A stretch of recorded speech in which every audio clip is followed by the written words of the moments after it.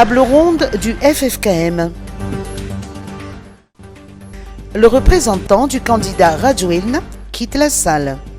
Les 4 chefs d'église du FFKM ont convoqué hier en réunion les 13 candidats à la présidentielle 2023 à Ampanjana, où il a été question de trouver une entente en vue d'élections libres, transparentes et crédibles dans un climat apaisé. 10 minutes après le début de la réunion, Augustin Djemananourou, coordonnateur du parti TGV et représentant du candidat Ange Radouelne, a quitté la salle.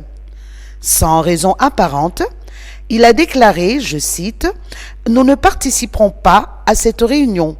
Nous avons respecté les dispositions et nous ne serons pas responsables des décisions qui en découleront. » Des termes qui sous-entendent que cette réunion entre les candidats à la présidentielle et le FFKM bousculera certainement la conjoncture politique du pays. En ce qui concerne la réunion sur convocation des 4 chefs d'église du FFKM, Eri Razonarmampian, Taïna Razafnzuelne, Jean Brunel Razaftiandjofa, Auguste Paraine, Angie Raubelne, Roland Ratirka, Adzu Anjenenarvel, Jean-Jacques Ratietson, Lalaina Ratiraounana et Marc Ravalmanana ont tous été présents sur les lieux à 17h hier. Le dernier arrivé était le candidat Ségisson Daniela Deranirine. Appui au secteur agricole. Un projet financé par la FAO.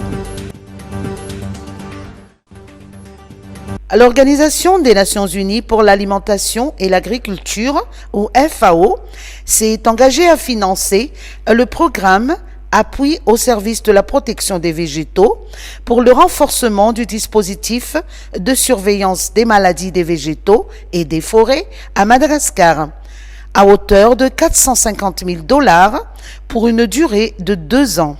Les fonds seront principalement utilisés à renforcer les capacités des techniciens et des producteurs agricoles à mieux faire face aux menaces et aux impacts du changement climatique. Cette initiative contribuera à autonomiser les communautés vulnérables en améliorant leurs compétences dans le domaine phytosanitaire. Un accord de partenariat entre la FAO et le ministère de l'Agriculture et de l'Élevage a été signé pour la mise en œuvre du projet. Salon international de l'habitat. Du 19 au 22 octobre au Forello Expo.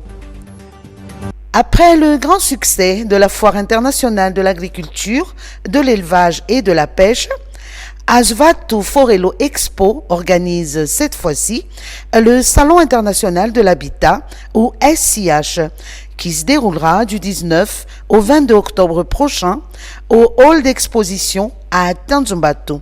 L'événement sera exceptionnel car le Salon international de l'habitat célèbre cette année son 25e anniversaire.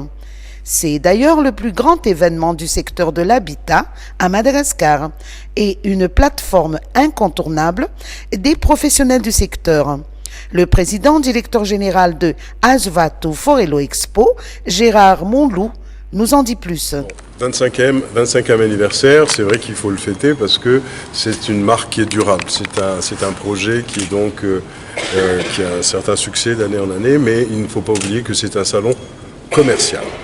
D'accord ? En dehors de tous les engagements, le mécénat qu'on fait, ça reste quand même un salon commercial. Donc à ce titre, un anniversaire, ça sera axé sur les tarifications.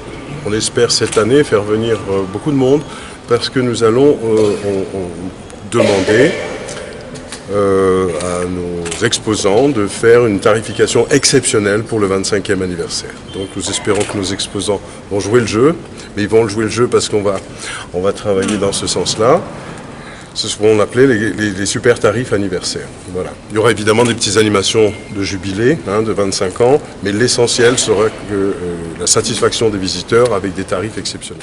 Comme à chaque événement de l'agence Forello Expo, et des promotions et des séances de sensibilisation à l'éco-responsabilité caractériseront le SIH.